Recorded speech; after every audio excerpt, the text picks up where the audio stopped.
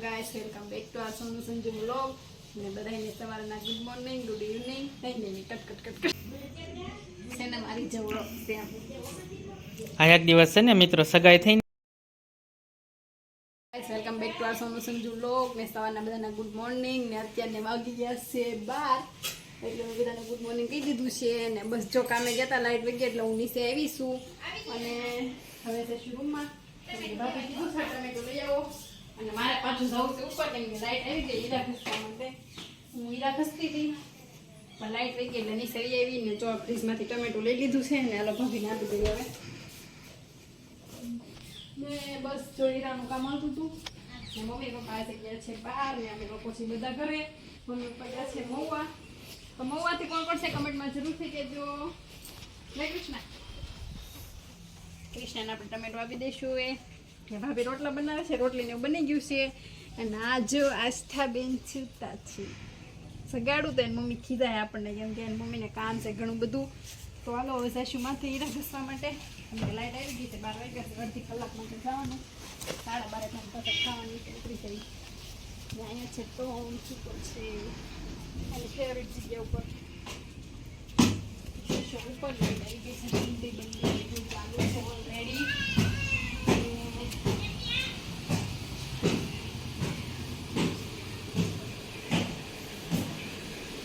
બનશે અને અંદર મહેમાન આવેલા છે તો બેઠા છે મંડાણીના દિયર. હું આવી ગઈ છું આ તે મારી સ્પેશિયલ જગ્યા. ને થોડા ગીરા બનાવ્યા હતા પણ લાઈટ વી ગઈ તો પાછા ગીરા બનાવશું. કાનમાં બસ નાખ દેવું લઈ જશું.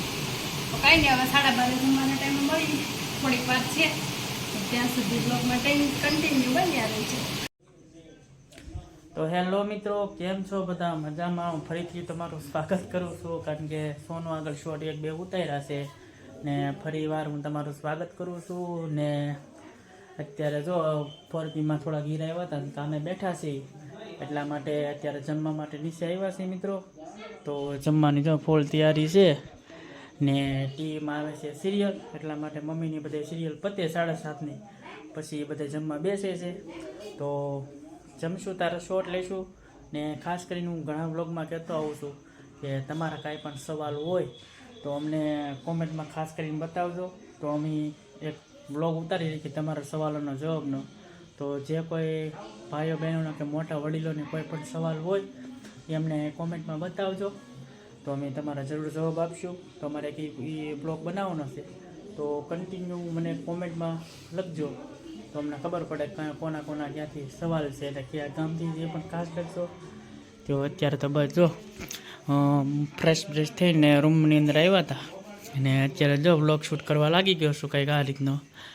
તો આપણે જો આ રૂમ છે એના ઘડિયાળને એવું બધું સોનું લાવેલી છે એના પિયરમાંથી, અને સામે સ્ટીકરને એવું બધું લગાવેલું છે ને આ છબીને એવું બધું આ પણ સોનુંનું એની છે. ને પેલું સ્ટીકર છે આપણે ફ્લિપકાર્ટમાંથી મંગાવ્યું હતું. ને આ સ્ટીકર છે વોલ સ્ટીકર, એ પણ અમે મંગાવ્યું હતું. ને અહીંયા પણ એક સ્ટીકર હતું ને 2 અહીંયા બગલા હતા, એ પણ ફ્લિપકાર્ટમાંથી મંગાવ્યું હતું. કારણ કે એક દિવસ પાણું પર રમતા હતા અને અહીંયા જે 2 બગલા હતા એ ઉખડી નાખ્યા, એટલા માટે દ્રશ્ય વિખાઈ ગયું છે. તો કોને ઘરે ફ્લિપકાર્ટમાંથી વોલ સ્ટીકર મંગાવેલું છે એ પણ અમને કોમેન્ટમાં કહી દેજો, તો અમને પણ ખબર પડે કોણ વોલ સ્ટીકર લગાડે છે. ને આ તો બધાને ખબર જ હશે કે આ શું છે. આ છે મોરના પીછા, ને આ છે રાધા કૃષ્ણની મૂર્તિ, ને આ છે મારાને સોનુનો ફોટો. કારણ કે ફોટો જે ફ્રેમ છે ને આ હતી કુદરતી દ્રશ્યની, તે અંદરથી થોડીક ઝાંખી પડી ગઈ હતી એટલા માટે અમારો ફોટો નાખી દીધો. ને આ છે રાધા કૃષ્ણની છબી.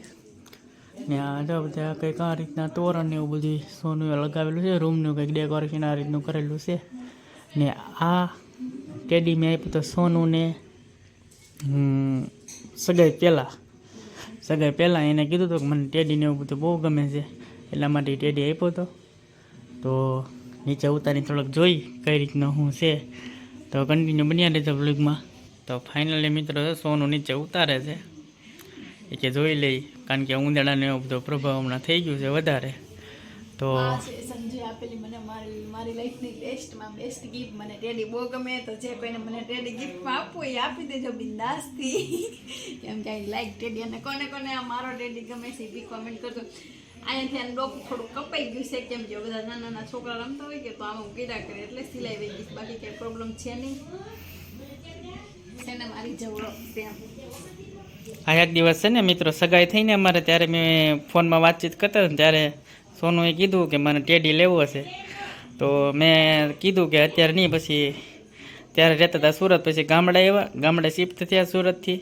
ને પછી એક દિવસ મહુવા ગયો ખરીદી માટે, તો ટેડી લઈ આવ્યો હતો ને લઈ ગયા તેને ઘેરે બૂથમાં, કારણ કે હેમાં બાંધી લાવ્યો હતો હું આને કોથળામાં બાંધીને લઈ ગયો હતો ખાસ કરી.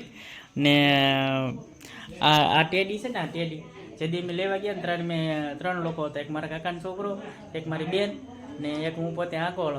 ત્યારે માંડ કરીને ઘરે પોગાડ્યો હતો મિત્રો, કારણ કે 3 જણા હતા. ચોથો તો માણસ જેવો થઈ જાય, તો એટલા માટે તેથી લાવવામાં થોડુંક ઓલું થયું.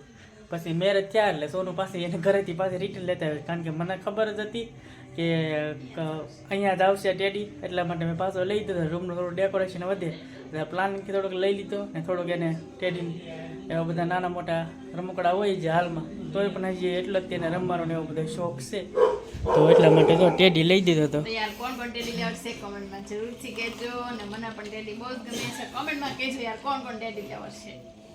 તો બસ હવે મળીએ તમને જમવાના ટાઈમે. ત્યાં સુધી બાય બાય. હેલો ગાઈસ, તો જમી લીધું છે, તો વાસણ ધોઈ રહ્યા છીએ. હું ભાભી બે ને મમ્મી ને એ જમે છે. અમે જલ્દી જમી લીધું, કેમ કે સાંજકોના મેં કર્યો તો નાસ્તો, અને એ પણ મંચુરિયનનો. તો અત્યારે પછી ખાવું ભાવે નહીં, તો બસ 2 રોટલી ખાધી. તોય 2 રોટલી તો ખાધી જ છે. ખાવ ન ખાઈ એવું ના રહે, નહીં તો ઘરે બધા ખી જાય. ને મમ્મીને હજી જમે છે.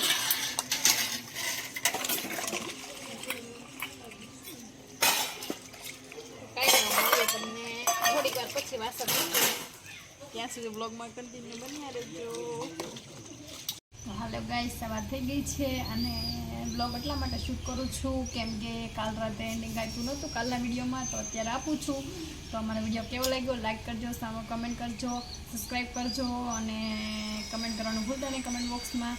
અને બેલ આઇકન દબાવી દેજો, જેમ કે તેનાથી અમારા વિડીયો તમને પહેલાં ઉપર જોવા મળે યુટ્યુબ ઉપર, તમે જોઈ શકો. અને યાર અમને સપોર્ટ કરો. ને અત્યારે છે ખૂબ ઠંડી, તો હું બેસી ગઈ છું તડક્યા સ્વેટર પહેરીને. તમે બધા પણ જર્સી પહેરી રાખજો, કેમ કે ઠંડી છે વધારે હમણાં થોડાક દિવસથી. તો મળીએ તમને કાલે નવા વ્લોગમાં નવા જોશીને ઉમંગ સાથે. ત્યાં સુધી વ્લોગને લાઈક કરજો. તો મળીએ કાલે તમને નવા વ્લોગમાં, ને બધા પોતપોતાનું ધ્યાન રાખજો. Bye bye.